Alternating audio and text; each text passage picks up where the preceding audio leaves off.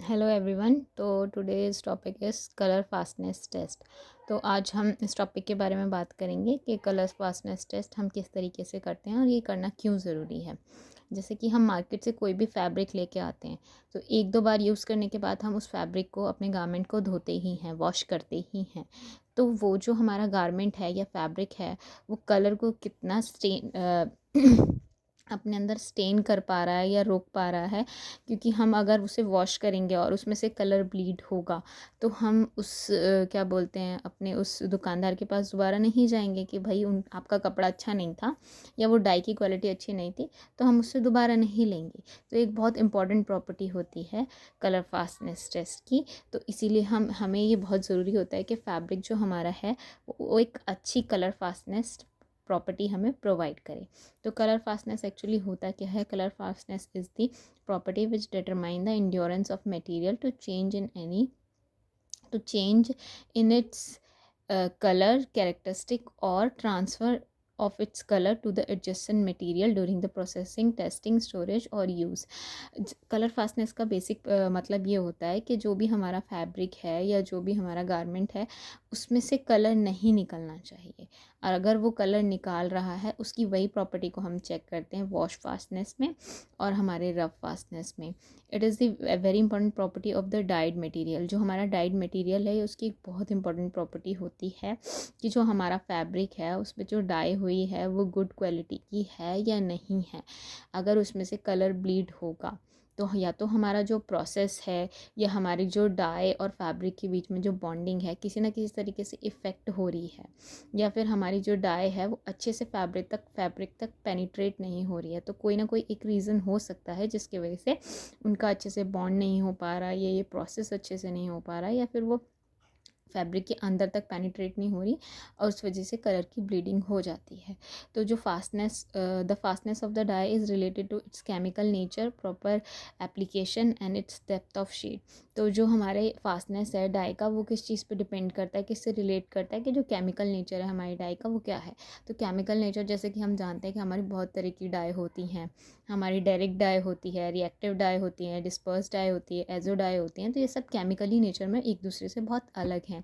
कुछ हमारी एसिडिक, जैसे हमारी एसिड डाई भी होती है, कुछ हमारी एसिडिक इन नेचर होती हैं और कुछ हमारी इन एल्कलाइन नेचर में होती हैं। ऐसे ही प्रॉपर एप्लीकेशन है ना उसकी, मतलब पूरा प्रॉपर प्रोसीजर जो है हमने उसको फॉलो किया है डाई करते वक्त या नहीं किया है। क्योंकि कुछ हमारी डाई जो होती हैं जैसे कि वो इनसॉल्युबल होती हैं तो उन्हें पहले सॉल्युबल फॉर्म में कन्वर्ट किया जाता है, फिर पूरे डाई प्रोसेस को फॉलोअप किया जाता है एंड देन उनको फिर से वापस अनडिज़ोल्व फॉर्म में कन्वर्ट कर दिया जाता है ताकि वो फिर से वो मतलब फैब्रिक में अच्छे से चले जाएं और वो कलर निकले ना। और उन डिफरेंट डिफरेंट शेड्स भी होती हैं, जैसे कि हम लोग जानते हैं कि जो हमारे एजो डाई है उसमें बहुत ब्राइट कलर्स होते हैं और जो हमारी सल्फ़र डाई है उसमें बहुत डार्कर कलर्स होते हैं। जैसे ब्लू होता है, नेवी ब्लू, ब्लैक, ब्राउन, इस तरह की डार्क शेड्स हमारे सल्फ़र डाइज में होती हैं। तो ये डिफरेंट डिफरेंट डेप्थ हैं, शेड्स हैं डिफरेंट डिफरेंट डाइज़ की।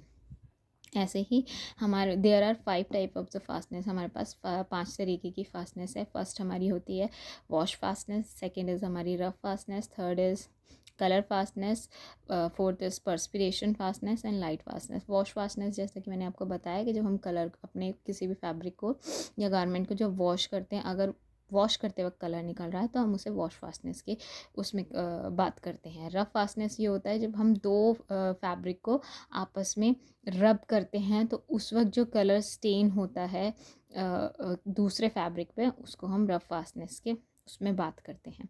कलर फास्टनेस आपको बता दिया, वही कलर की ब्लीडिंग। पर्सपिरेशन फास्टनेस मतलब आप लोगों ने जैसे कि नोटिस किया होगा कि समर्स में हमें बहुत ज़्यादा स्वेटिंग होती है तो हमारे जो अंडर आर्म्स वाला एरिया होता है वहाँ पे जो हमने अगर कोई टी शर्ट्स पहनी हो या कुछ भी शर्ट वगैरह पहनी होती है तो वहाँ का जो पोर्शन होता है ना वहाँ पे ना वो कलर ना धीरे धीरे ना फेड होने लगता है, तो वो उसमें पर्सपिरेशन फास्टनेस में होता है। ऐसे ही हम लाइट फास्टनेस की बात करें तो हम लोगों ने अपने बहुत सुना होगा कि कहते हैं कि ज़्यादा देर धूप में कपड़ों को नहीं सुखाना चाहिए वरना वो उनके कलर फेड हो जाता है, तो वो उसके अंदर ही आता है लाइट फास्टनेस के अंदर। बाकी हम इसमें असेसमेंट की बात करेंगे तो जो ये हम कलर फास्टनेस की बात कर रहे हैं उसमें असेसमेंट हम कैसे करते हैं, वो विजुअल डिटर्मिनेशन होता है। मतलब हम विजुअली देखकर बताते हैं कि कितना कलर, कंपेयर करके जो हमारा सैंपल था पहले कैसा था और अब उसको वॉश करने के बाद उसमें कितना चेंज आया है कलर में, उस चीज़ के बारे में बात करते हैं। या फिर अगर हमारा कोई एक फैब्रिक है और उसके साथ मान लो हमने कोई वाइट फैब्रिक डाल दिया, तो उस वाइट फैब्रिक के अंदर कितना कलर चला गया उसे हम स्टेनिंग में बात करते हैं।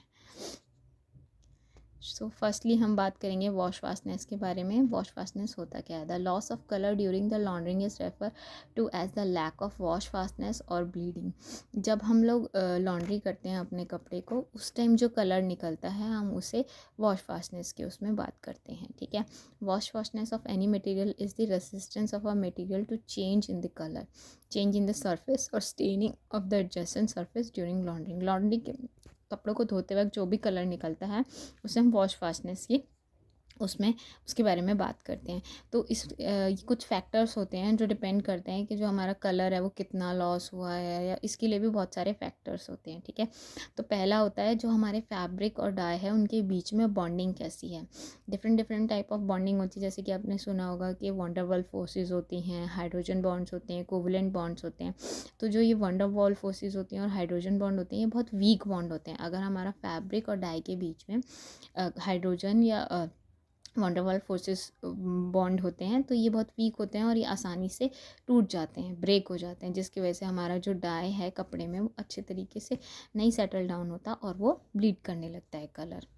दूसरा क्या हो सकता है कि हमारा जो वॉशिंग का टेम्परेचर है, कई बार ऐसा होता है कि हम बहुत गर्म पानी में किसी कपड़े को डाल देते हैं, तो उस वजह से भी एक रीज़न हो सकता है कि आपका कलर ब्लीड करे। तो ये कुछ फैक्टर्स होते हैं जो इफ़ेक्ट कर सकते हैं आपके कलर लॉस को। तीसरा, concentration of detergent solution also effect the colour loss.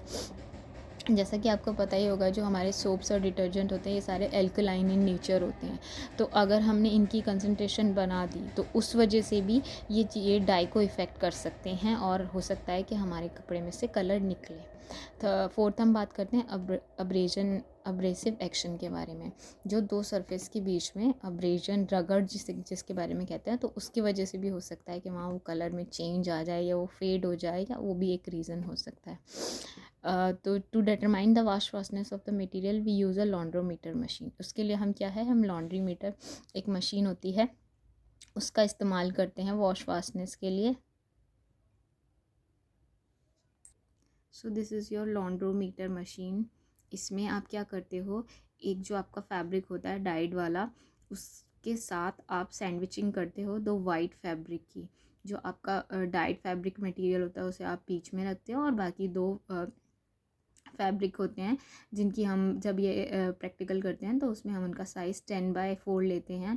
10 centimetre उनकी लेंथ होती है, 4 सेंटीमीटर उनकी विड्थ होती है, और उस हिसाब से हम इन्हें करके दो वाइट फैब्रिक के बीच में प्लेस करके फिर इसको लॉन्डर करते हैं, वॉश करते हैं और फिर देखते हैं कि कलर में कितना चेंज आया। तो जो हम बात कर रहे थे कि हम विजुअल डिटर्मिनेशन कैसे करते हैं कि किस में कितना कलर चेंज आया है या कितना स्टेनिंग हुआ है, तो वो हम किसके थ्रू करते हैं, ग्रे स्केल के थ्रू। जो ग्रे स्केल होता है, grey scale are assessing the loss of colour और स्टेनिंग ऑफ द कलर। ये हमें बताता है कि जो कलर का जो लॉस हुआ है वो कितना हुआ है, कितना परसेंटेज, कितना मतलब ग्रेडिंग हुआ है और स्टेनिंग कितना हुआ है। जो ग्रे स्केल होता है उसमें हम दो तरीके की ग्रे स्केल के बारे में बात करते हैं, एक तो कलर चेंज के बारे में और एक कलर स्टेनिंग के बारे में। जो कलर चेंज वाला होता है उसमें 1/2 जो होता है वो ग्रे होता है, जो कि सेम होता है, ठीक है। और जो उसका अदर हाफ है वो धीरे धीरे ग्रे से वाइट की तरफ शिफ्ट होता रहता है। और हम कलर स्टेनिंग में जो बात करते हैं उसमें 1/2 जो होता है वो ग्रे इज़ वाइट होता है, एंड देन ग्रेजुअली वो धीरे धीरे क्या है, ग्रे से वाइट की तरफ शिफ्ट होता है। हम ग्रे स्केल में कुछ ग्रेडिंग की बात करते हैं। इस तरीके से ग्रेडिंग दी जाती है, अगर वहाँ पर 1 आ रहा है तो मतलब वेरी पुअर, मतलब वहाँ पे बहुत ज़्यादा कलर का लॉस हो रहा है। अगर 2 आ रहा है तो वहाँ पे भी मतलब कलर ब्लीड कर रहा है।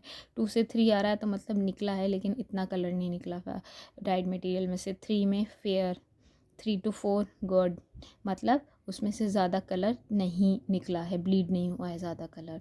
And fourth is very good, मतलब बहुत ही कम कलर निकला है, मतलब जो हमारा फैब्रिक और डाई के बीच में जो बॉन्डिंग हुई होगी या जो पूरा प्रोसेस है वो बहुत अच्छी तरीके से फॉलोअप हुआ है, ताकि कलर बिल्कुल भी नहीं निकल रहा है। और 4 और 5 मतलब एक्सीलेंट, मतलब बिल्कुल भी ब्लीडिंग नहीं है, बहुत अच्छे से जो हमारा फैब्रिक है वो डाइड हुआ है और उसमें से कलर स्टेनिंग बिल्कुल भी नहीं है।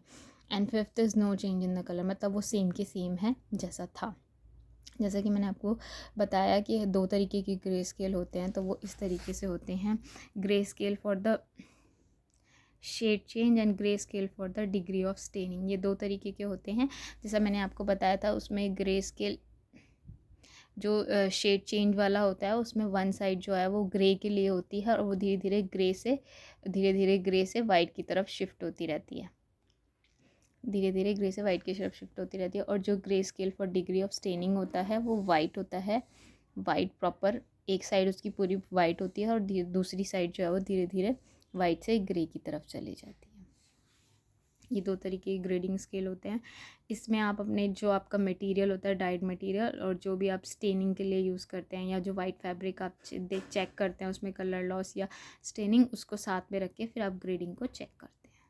सेकेंडली हमें बात करना था रफ फास्टनेस के बारे में। रफ फास्टनेस और द क्रॉकिंग फास्टनेस, जो इसके लिए जो मशीन यूज़ की जाती है उसे हम क्रॉक मीटर कहते हैं। और जो रफ फास्टनेस जो होता है इसकी डेफिनेशन लिख लेते हैं। रफ फास्टनेस और the crocking fastness is the transfer of dyed textile material color from its surface to the adjacent area by the same fabric. Rough fastness or the crocking fastness is the transfer of dyed material color from its surface to the adjacent area by the same fabric or the other surface principally by rubbing. तो 2 fabric को लेके उनको machine होती है croaking metre, उसमें रब किया जाता है और फिर एक फैब्रिक जो होता है वो हमारा डाइड वाला होता है, उसे हम दोनों तरीके से कर सकते हैं। अगर वो वेट है तो वेट से भी कर सकते हैं, ड्राई है, दोनों तरीके से करते हैं। और एक हम लेते हैं वाइट कलर का फैब्रिक जिसमें हम स्टेन चेक करते हैं कि जब हमारा जो डाइड मटेरियल था वो वेट था तो कितना स्टेन था और जब वो ड्राई हो चुका है तो कितना स्टेन है। और फिर उसे हम ग्रे स्केल पे ग्रेडिंग के थ्रू ग्रेड करते हैं कि कितनी स्टेनिंग हुई है, कितनी नहीं हुई है। जैसे हम पहले डिस्कस कर चुके हैं कि हमारा जो फैब्रिक सैंपल रहते हैं वो 10x4 इंच होता है और ये वाला जो सैंपल है वो वेट वाला है। जब वेट था उसमें स्टेनिंग चेक करी थी वाइट सैंपल लगाकर।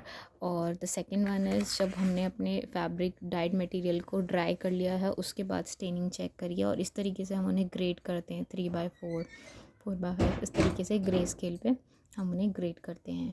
और मैंने आपको बताया था कि क्रॉक मीटर इंस्ट्रूमेंट यूज़ करते हैं हम रफ फास्टनेस के लिए। वो क्रॉक मीटर इस तरीके से दिखता है। यहाँ पर आप अपने डाइड मटेरियल और अपने फैब्रिक वाइट क्लॉथ को प्लेस करते हो और फिर इस तरीके से आप इस साइकिल को घुमाते हो और रब करते हो, दोनों के बीच में अब्रेशन क्रिएट करते हो और इस तरीके से रब से हम स्टेनिंग चेक करते हैं।